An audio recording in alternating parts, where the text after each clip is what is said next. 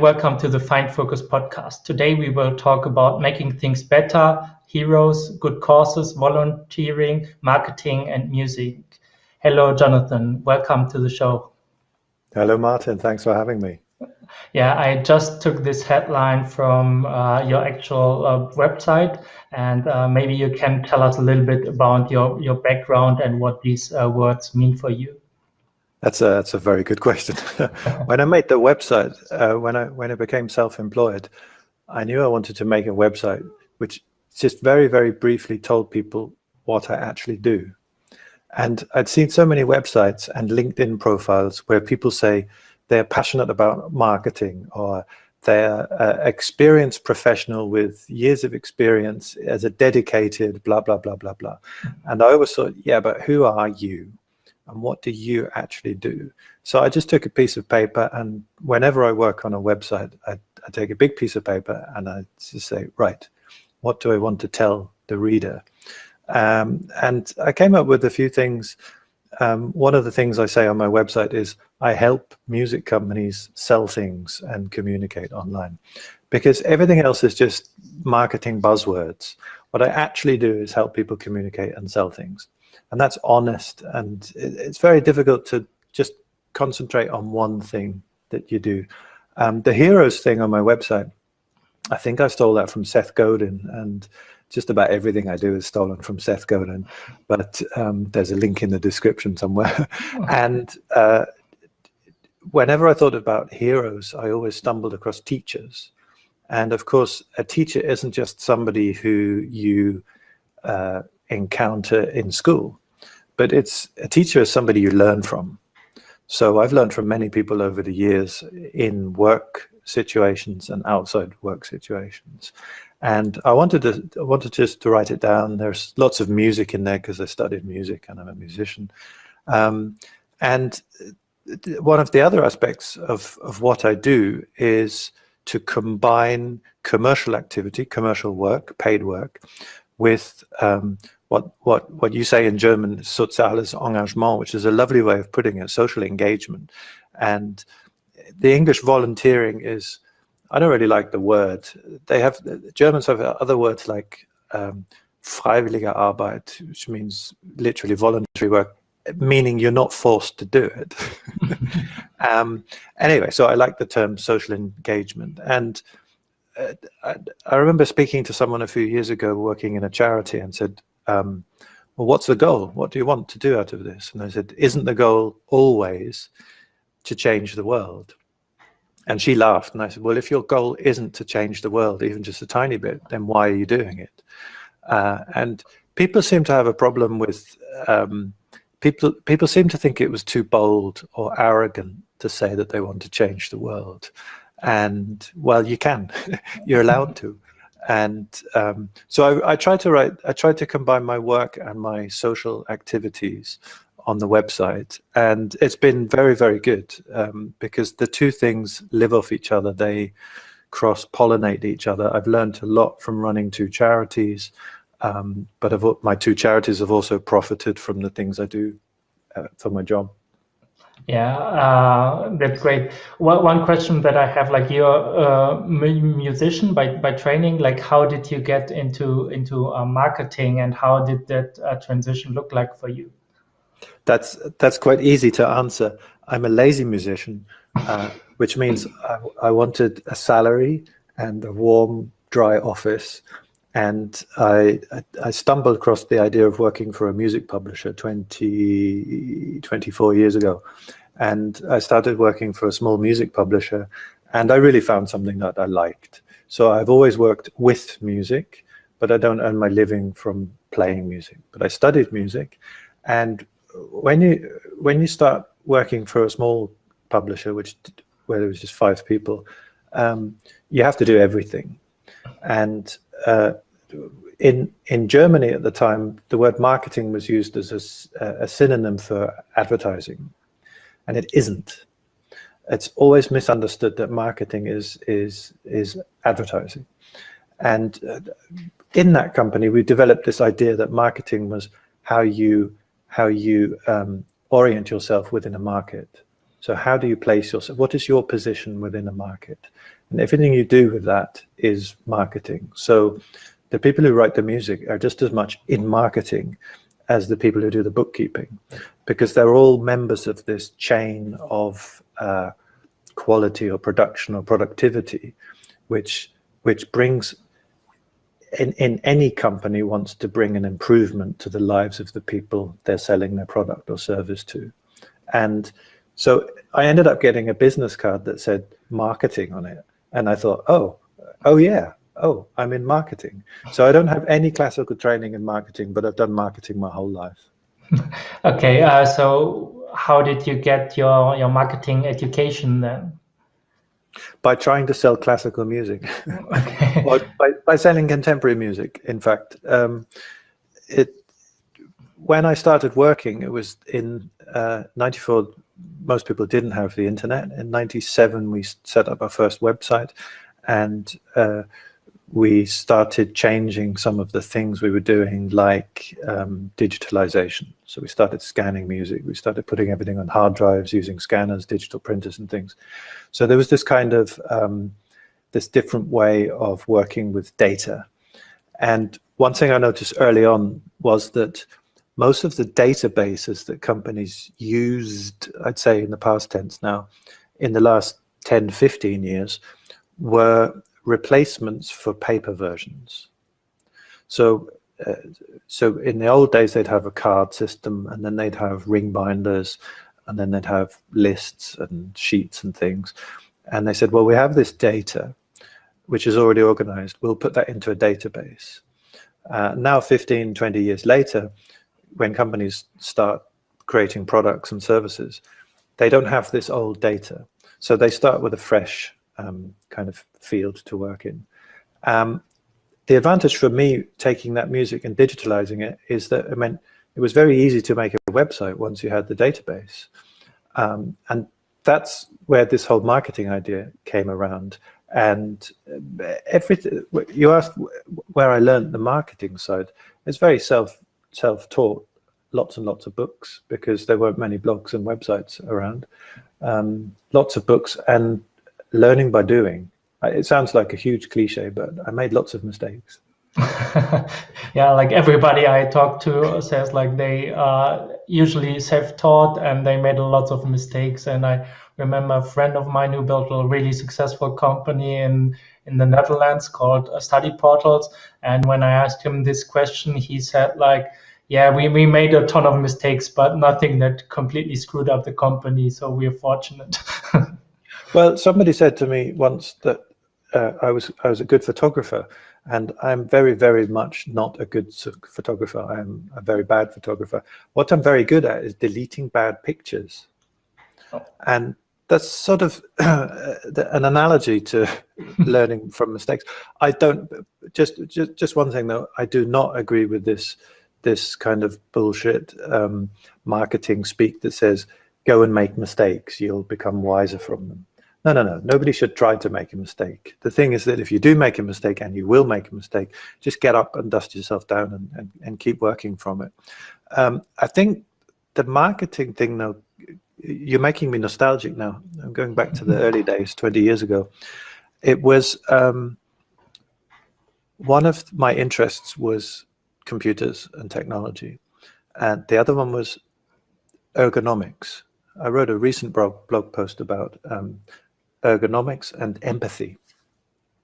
And I have this, I think it's an old-fashioned concept, but maybe you can tell me if you agree. I think that in all forms of marketing and usability and UX and communication, there has to be a very strong element of empathy. If you can't imagine what your customer is doing with this product, like the example with the European Union, they don't show these tweets and Facebook posts to their cousins and people in pubs or something. Otherwise, they wouldn't write this nonsense. They write these messages for themselves. So they're writing for an internal group of people. I think if you can genuinely put yourself in the position of the reader or the customer or the user of your services, then you've done half the marketing already. if you can actually succeed at that. The number of websites I've gone to where you spend 30 seconds on the website and you still don't know what they do. And these are big companies, serious companies. I looked at one yesterday, and I said, I really don't know what they do. And it seems, I don't know, some people have a problem with it because they think that the marketing tools that we've been sold over the last decades are the main thing, and they're not. The whole thing with Google AdWords, search engine optimization, Facebook, everything everyone's ever talked about on the internet, they're just the tools. If you don't have the empathy, you don't create a service which solves a problem for your user, then none of those tools are going to help you. Or you're just going to be another cheap app which, I don't know, makes smileys or emojis or something like that. Yeah, I think you're totally right. And for me, it comes down, and I'm still not good at this, but to explaining also the value of the service or solution that you have. If you're better explaining, like if you understand your customer with the empathy, you're also better at explaining what your product actually does for him and the true value of your product. Yeah, there are many. What the internet has also done, and the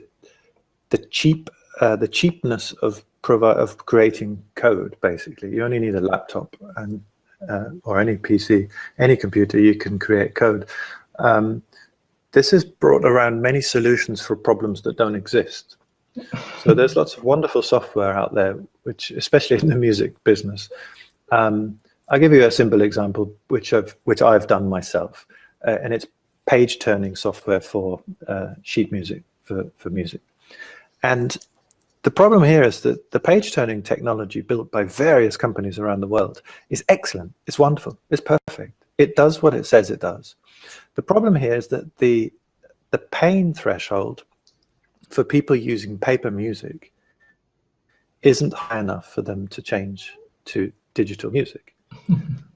And that's something which is really curious, because the supply is too good for the demand. And Apple said, well, we didn't ask our customers, so they wanted an iPhone or an iPod. But they also have millions of dollars of advertising money. They're not you and me, right? And so the technology has brought lots of, if you like, marketing shortcuts, which look very attractive. The whole ads, etc. You get bombarded every day saying, boost this ad, pay for this, and if it doesn't work, spend more money. That's not marketing. That's or in a sense it is marketing, but that's Facebook marketing. That's not your marketing. When I did the preparation for the interview, I also first actually I found you via Twitter, and saw your last post there. So you actually left the service. Can you tell us a little bit about that? I've been off Twitter since July, beginning of July or end of June or something. Whenever that tweet was, I'm dry. I've been off there. I actually missed a very important message on Twitter because I was off it. I switched off the notifications and I missed a very important message. It's very easy to say Twitter's a waste of time, blah blah blah. You've heard of all that. You've heard all of that before. The thing I genuinely, and just personally, this is just me, I had a difficulty with was cross-channel communication. It genuinely irritates me to get Skype, WhatsApp, Viber, Twitter, Facebook, email, etc. messages from people. I'd really love everyone just to use the same thing. And so there's that side of it. The other side is the technological thing, which I think is a challenge for everybody who wants to sell a message, which is the endlessness of Twitter and Facebook. I've been off Facebook for a couple of years now, except for propaganda purposes. And so if I post something, I'll share it on Facebook, but I'm afraid I don't read other people's posts. I'm very rude about that.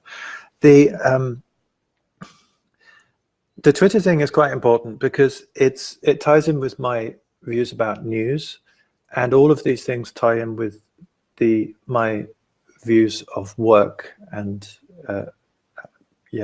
work life, if you like. Twitter, rolling news, newspapers, online news, and all the other things, Instagram, Facebook, etc. They're all time sinks. They're all things where you can always spend time. And what they do is they need you to come back. They don't profit from you reading one message. They profit from you coming back every hour or every day or every week, whatever it is. That's the same for every newspaper, for every TV show, for every online website. They want you to come back.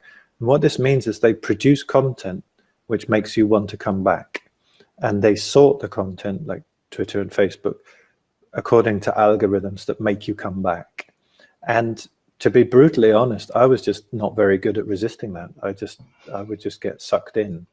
And I'd find myself going to the Guardian website for a few minutes, then I'd go to Twitter for a few minutes, then I'd check my emails, and then I'd see if there's anything new on Twitter.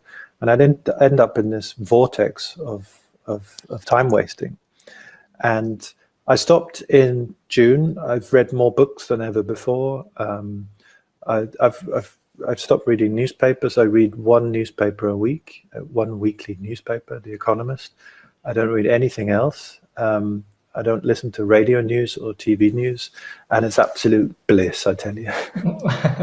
Yeah, I'm still struggling with that, but I just reread The 4-Hour Workweek by Tim Ferriss, and he has the same like low information diet, and it became even clear to me when he was telling his story, like about the opportunity cost, like what you could actually do and achieve in the time that you're just wasting in an endless feed that does not even provide like real value or real information. I fully agree. There are two aspects there for me. The first one is, I'm not saying that Twitter is a bad thing, and I'm not saying that other people should be like me, because other people may have better discipline than me. Other people may enjoy it more than me. They may really enjoy reading it. So great. There's no moral prerogative here that Twitter is a bad thing.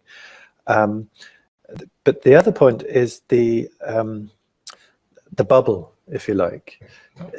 That's a cliche as well, the echo chamber, the bubble. But I genuinely don't think it's healthy to keep reading what people like me think.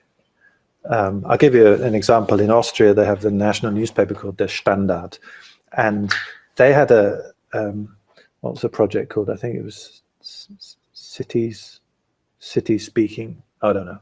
There's an international project about people getting in touch with other people who have a different opinion from them. So they ask you a few questions on the website, and then they ask you if you would like to sign up and meet someone in your city who has a different opinion to you. I thought, oh yeah, this is a bit crazy, but okay, I'm game. I signed up, and it said things like, do you agree with President Trump's policies? Do you agree with the work of the Austrian government? Then they said something which made me really angry. Do you believe that Islam is compatible with European values? And then something about vegetarianism, and right at the bottom, oh yeah, something about women. So I answered my questions, and I submitted my answers. And a couple of weeks ago, I got a reply back from the Standard, and they said, unfortunately, we have not been able to find anybody in your area who has differing views to you. And that was a real eye-opener for me, because in fact, I mean, this is a real declaration of bankruptcy for the Standard, because what the Standard is saying is our readers agree with our readers. You could say, well, that's obvious, but I wonder what they were trying to achieve. And the reason I say this is that Twitter amplifies that, Facebook amplifies that, all the online media amplifies the views that you already have. And other people have spoken more eloquently than me about how your own views get amplified by online media, and how you become less and less and less open to contrasting views. But I found a very good punchline that the newspaper should then say, we are sorry, we couldn't find anyone with different views to you. Well, obviously, because we're all reading the same newspaper, or we were back then. Yeah, I just remember one book from Sherry Turkle, and I think like the whole social media is just making communications worse, and yeah, it's disappearing, and we do not even notice it. But like everyone who's just a cell phone, like if I have, for example, have a look at the YouTube channel or the Instagram of my wife, she gets like completely different, like she's living in a completely different world than I do. And it's like we do not notice it, but it's happening, this kind of bubble, and it's getting worse, I think.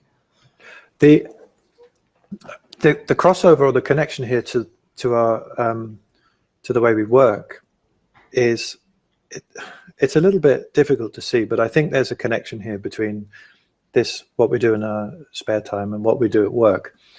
And it's basically it's what you do with your app as well. It's literally finding focus, because when you're trying to focus at work, you're trying to concentrate on something important. You're trying to be creative and productive and produce something.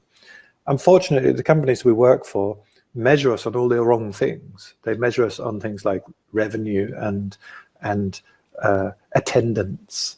And I remember working for a company that spent a colossal amount of time talking about working time directives and arguing and discussing and negotiating. And they were very positive about it, and they were a good company.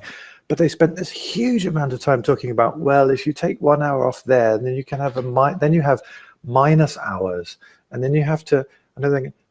And okay, well, talk about that if you want. But if they'd spent the same time talking about productivity and creativity and training and, what would you like to do, then maybe the revenue would have gone up instead of just spending all this time talking about administration.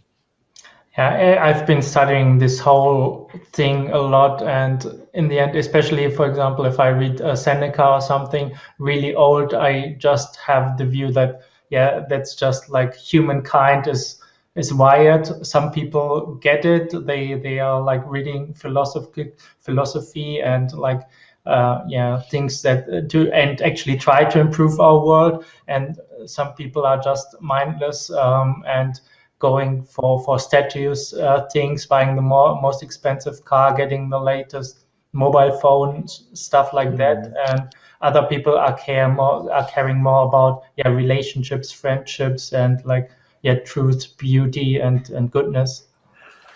It's that's curious though, because there's never been any proof that the big car makes you happy. There's no correlation between salary and happiness. There's relative happiness and relative salary.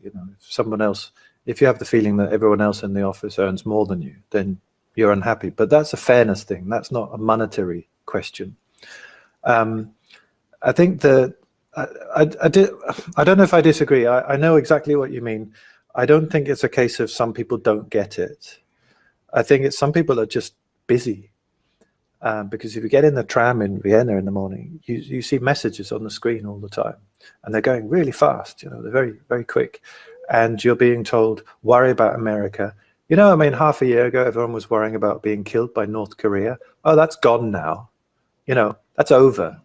It's just half a year ago we were facing nuclear Armageddon from North Korea. Apparently, that's not a thing anymore. We have to worry about something else now.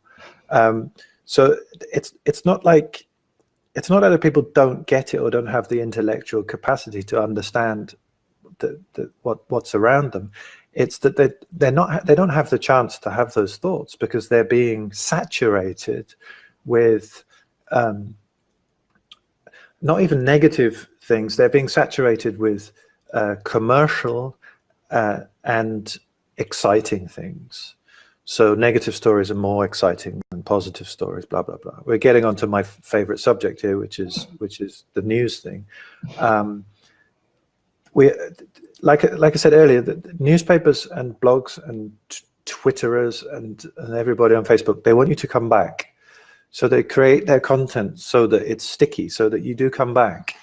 And I was in England the other week, and there was a newspaper article in the Eye, a British newspaper, about a shortage of allergy medicines for children.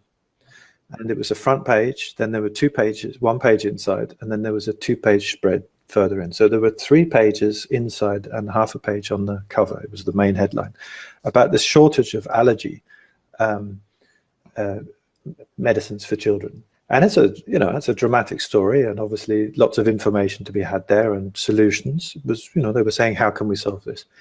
But next to one of those articles, about a quarter of a page on the left-hand side of the newspaper, and everyone knows the right-hand side is more important than the left-hand side, was a piece of news saying that the number of strokes in the UK had declined by something like 40% since the year 2000. And these are people who didn't die. Strokes is I think the leading, heart attack and strokes is the leading cause of death in the UK. I'm guessing here, I'd have to look up the numbers, but it's one of the most important killers in society. And there was a dramatic, absolutely heroic decrease in the number of deaths over the last 20 years, less than 20 years. But the kids with allergy were more important because, of course, the kids with allergies were more interesting, right? But in terms of actually dead people, and I always say things like dead people, dead children. Whenever I talk about vaccines, I talk about dead children, because people don't like when you say dead people, dead children. But when they talk about, oh, I'm not going to vaccinate my child because of blah, blah, blah, blah, blah, what they're talking about there is increasing the number of dead children in the world. So anyway, I'm getting off topic here, Martin. So. Now you just got me off topic as well. One story I just reminded me is like more negative news than good news in the newspapers. And I remember the last time I've been to London in the tube, there was like some kind of 40-page newspaper, and I just scanned through it, and then like the first 20 pages like literally were only bad news, like a car accident here, like some other scandal, some celebrity betrayed like his husband or wife or whatever, and like literally on the 20th page there was one really good article where a famous soccer player did something for charity, and the rest was just completely negative. And that was like, oh, wow. But you're right. You see, the interesting thing there is the soccer player doing something for charity, which is great, right? But you don't need a soccer player to do something for charity for humanity to be wonderful. The fact that we can walk around and do things, and that we can make music and make pictures and build bridges and build ships, and all of these things are wonderful and magical, but we don't have the vocabulary to celebrate those. If you or I donate money to charity, that's fine. If a millionaire donates money to charity, he or she is a philanthropist. We don't have a word. There's no philanthropy that only begins above a certain price tag, and charity only hits the newspaper if a footballer does it. It's this kind of, I know why the newspapers do that. I don't have a problem with newspapers writing scary stories. The only problem I have, and this is the core to my thinking about communication, is it's been proven. There's an important study by the British research company Ipsos that when you ask people what they think about the world, they are generally wrong, and they're generally more pessimistic than the reality. And those two things go hand in hand. If you're given bad news all the time, then we have a kind of allergic reaction. We overestimate the amount of danger there. So we hear about a terrorist attack. There was a very good terrorist. No, there was a very good terrorist. That's a Freudian slip. There was a very good journalist and podcaster who shall remain nameless, who wrote a piece in a German newspaper, I think last December or something, and he said Austria has been rocked by many crises in the last months, unemployment, this economy, and terrorism. And I wrote to him, I said, what terrorism? What was the terrorism in Austria? And he genuinely answered me, even terrorist attacks in other countries affect Austria.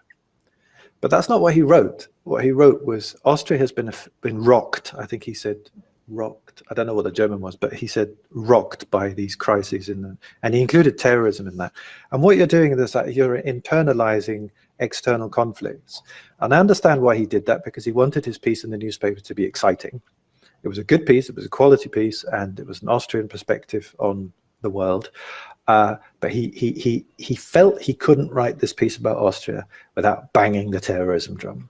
And the thing there is that people reading that will be just subjectively more scared of terrorism. And the last terrorism thing that happened in Austria was some Austrians killing Austrians. So, you know. Yeah. So let's talk about maybe an antidote and what you do to combat this, and maybe about the charities you started. I think one is United Heartbeat and the other is Vienna Greeters. So can you tell us a little bit about that? Yeah, sure. I think one of the things that you talk about in your blog as well is time, and time is quite crucial to everything I've done. When I left my last company, which was a good job, very very interesting and creative company. One of the motivating factors for me leaving was I didn't want to spend 40 hours in a week working on one thing. I know I had lots of different tasks within that job, but out of sheer curiosity, I wanted to spend my time doing different things. And I genuinely wanted to spend some more time investigating social activities. I don't mean partying and playing football, but getting involved. And what I found there was that as soon as I stopped going to the office at 9 o'clock and leaving at 6 o'clock or whatever it was, I found that I started getting much more work done. I know it was a honeymoon period and I was quote unquote self-employed, and I was a hipster, middle-aged hipster, if there is such a thing, working in coffee shops with my laptop. Sure, it's a privileged existence, and I know that. I totally understand that. But I found that I was working on the thing. I was working on the subject and not spending an hour in the office. And suddenly I found that I was getting so much more done. And the other thing, this is probably just a personal thing, but I suffer from chronic curiosity. So I like to change subject every now and then. So I enjoy working for 2 hours on one subject and then doing something very contrasting and then coming back to the first thing. Both of the charities that I was involved with, or I am involved with, that I helped start, sort of came about. One was a discussion in a cafe with a friend where we just wrote down 6 pages of ideas and stuff that we thought we could do. And he just pointed at the page and said, "We'll do this." And I thought, oh, bloody hell. And it was Vienna Greeters. And 3.5 years later, we've organized 1,400 free walks for 4,500 people with about 100 volunteers in the city. We do it all online. It's all, whoops, hit my microphone. We do it all online. It's all organized with online tools. The interesting thing there was that I realized how much I could profit from working with other people, from asking people to help me. There's an old, I don't know who said it, but there's an old motivation thing. If you ask someone, I think it was Benjamin Franklin, he said that when you ask someone to do you a favor, their opinion of you goes up. Yeah. Because you've trusted them with helping. You've given them this, what does it say in German? They say Vertrauensvorschuss. So this trust advance. So they give you this trust in advance. They say, "Can you help me?" And Benjamin Franklin wrote about borrowing a book from another senator or somebody or whatever it was. And after that, the opinion of this other man of Benjamin Franklin went up, and they broke the ice, and things moved on there. So Vienna Greeters was a thing just waiting to happen. Vienna is a beautiful city. There are many, many people in Vienna who want to share their city with other people. And I'm good at communicating, setting up websites, running a project all online, and getting people together to do stuff. And then a friend turned up, and 3 years ago, when what the politicians like to call the refugee crisis, but what I like to call the refugees, when many refugees were coming to Austria, we did rack our brains. We felt very frustrated with the fact that we were being asked to take bottles of water to the railway station, and thinking, why don't they have water at the railway station? And there were lots of refugees coming through Austria. And we said to ourselves, well, we're frustrated. We'd like to do something. What are we good at? Well, we said we're good at organizing stuff. We're good at setting things up. We're good at running projects, and we're musicians. So we decided to help musicians who'd left their countries for whatever reason. And that was a very, very successful. We raised 22,000 euros and spent it all on musical instruments. The key there, and this is where I learned something, or I learned a lot, was we set up a charity with a very specific goal.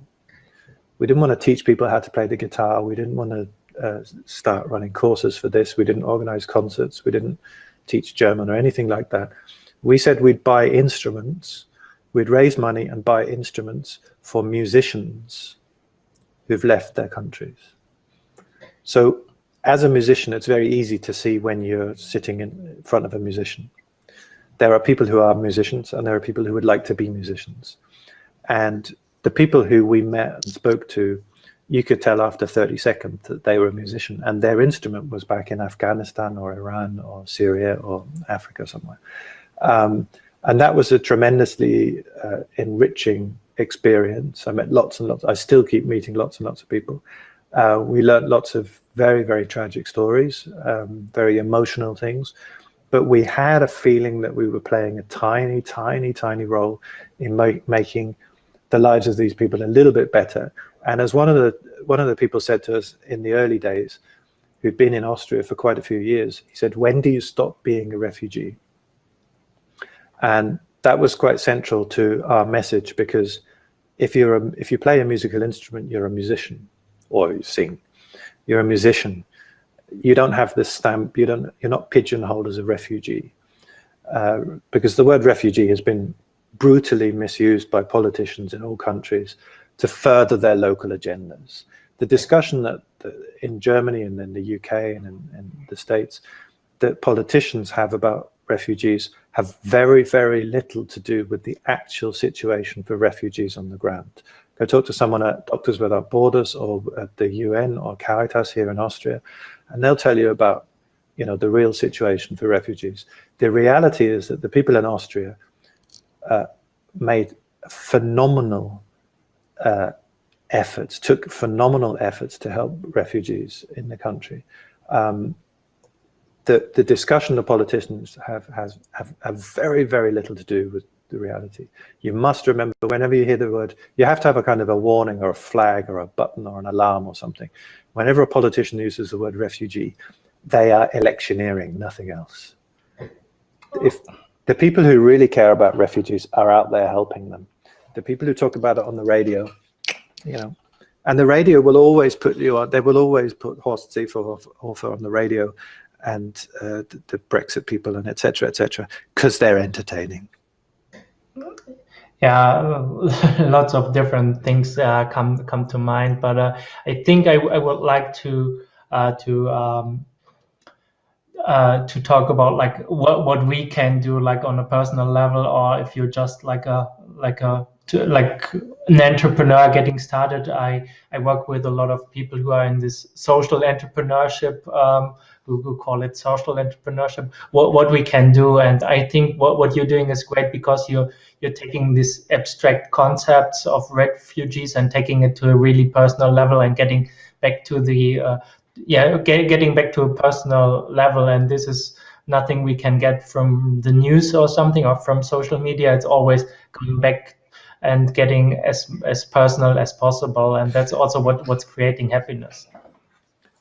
I fully agree, and to come back to the beginning of the discussion, it's all marketing, because when United Heartbeat and Eva, who's founded the charity, said we buy musical instruments for people who've left their homes, in three years since we've done this, almost 3 years now, we have never ever been criticized.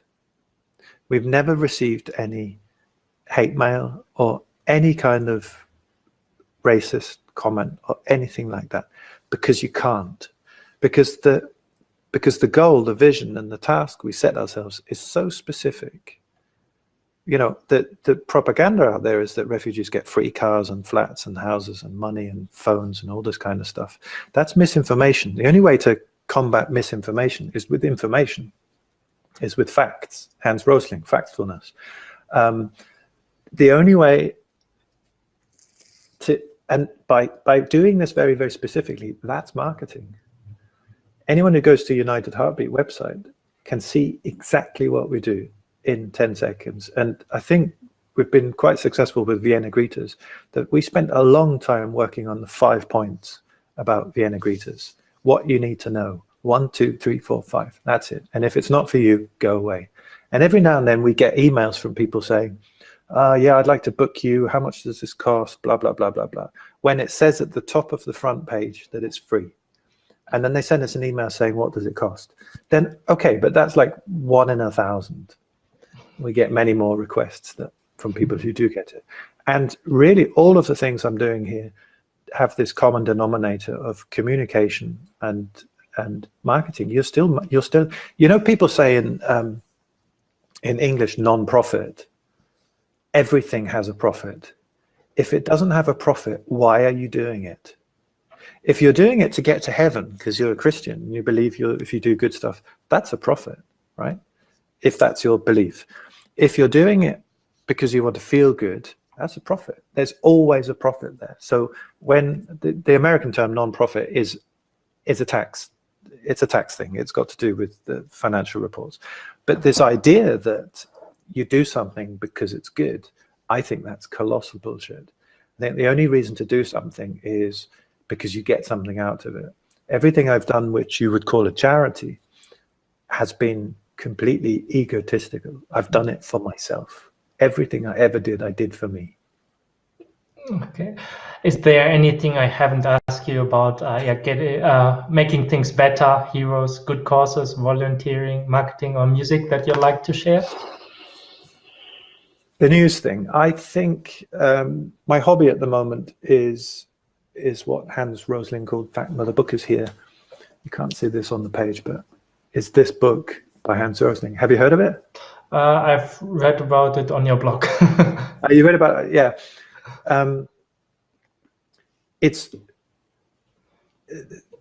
The book shows people that we have a wrong perception of the world around us. And it explains how things have got better in the last 100 years and in the last 20 years and 10 years and last year. The point there is not that people are wrong. The point there is, how can we develop a way of being right? How can we develop a positive way of being right? I spoke to the people at Gapminder who published the book. You can't sit down at a dinner party or in a pub or in a club somewhere and say to someone, you're wrong. That's not a very good way to start a discussion. And I've done it many times. So I speak from experience.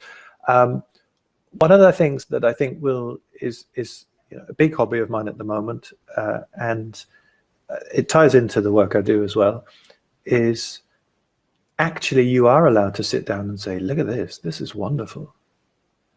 And companies don't do that. Companies have people who've worked for them for 15, 20 years.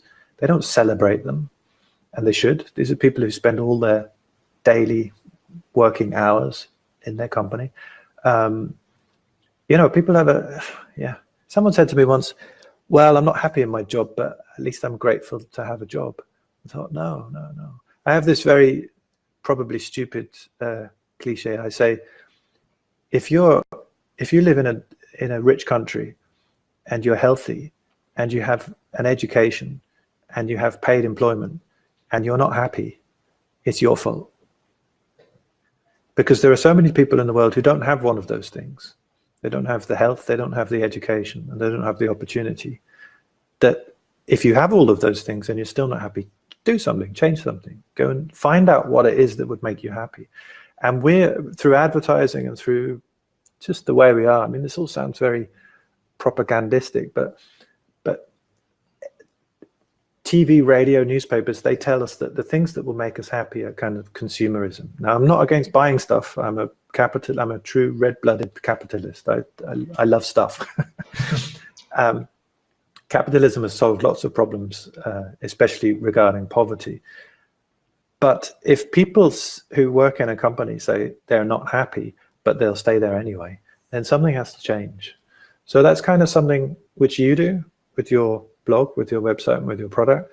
And I think people need to learn more and more, because otherwise people get in this downward spiral of thinking that the world outside is bad and the world outside here is good. And then you get these, what do you call it? You get these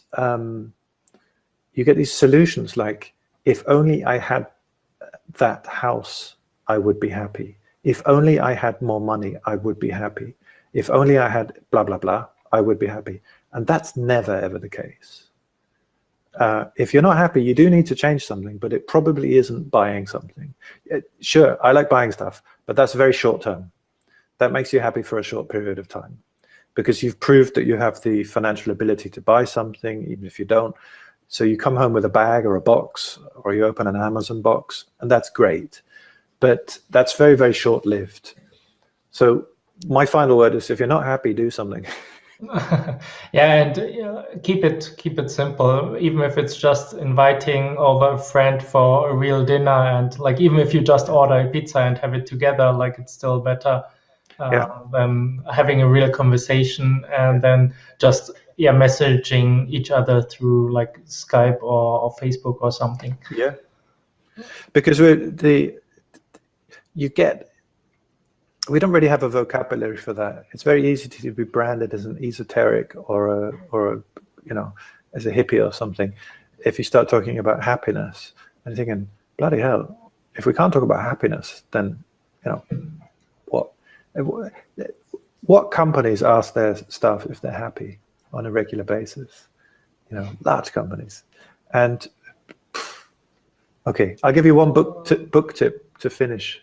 And it's from Basecamp, the project management people. Have you seen it? Yeah, I've read it like 3 weeks ago or something. The Calm book? No, the Rework. Okay, there's a new book. It's called It Doesn't Have to Be Crazy at Work. Okay. And it's very, very good. They do speak as successful millionaires. It's very easy for successful millionaires to write about how well their company is doing, because that's survivor bias. They're the people who made it. People who didn't make it with their companies don't write books. So sure, you have that. However, they're still right. Yeah. Is there one particular story or case study that you'd like to share that really sums up what we've been talking about in the interview? I think to go back to the beginning is what you mentioned about marketing and content marketing and empathy. Empathy is my favorite word these days. And I think that's the line that goes through everything we've discussed, is empathy. If you can't, as a musician, think about what it must be like for a musician to leave Syria and not have their trumpet with them. They play crazy brass band music in Syria. Did you know? They have, it's like the Scouts. They have these huge youth brass bands, and it's wonderful. It's the most crazy thing I've ever seen. It's beautiful. If you can't imagine what it must be like for a 12-year-old child to not have their trumpet that they had last year, then you can't help them fix that situation, or you won't be able to do it as well. And if you can't put yourself in the position of someone who wants to buy your product, you won't be able to sell it to them. So I think, that's my new favorite word, empathy now. So. Okay. Yeah. Thank you, Jonathan, for the interview. And how can people find out more about you and what you do? JonathanIrons.com. You'll link it somewhere. Yeah, for sure. I will. That's my website. My blog post on my website is very vague. I write blog posts about stuff that interest me, and I try to do it to make sure I write stuff down every now and then. It keeps me fit. Okay, yeah. Thank you for the interview. Thanks, Martin.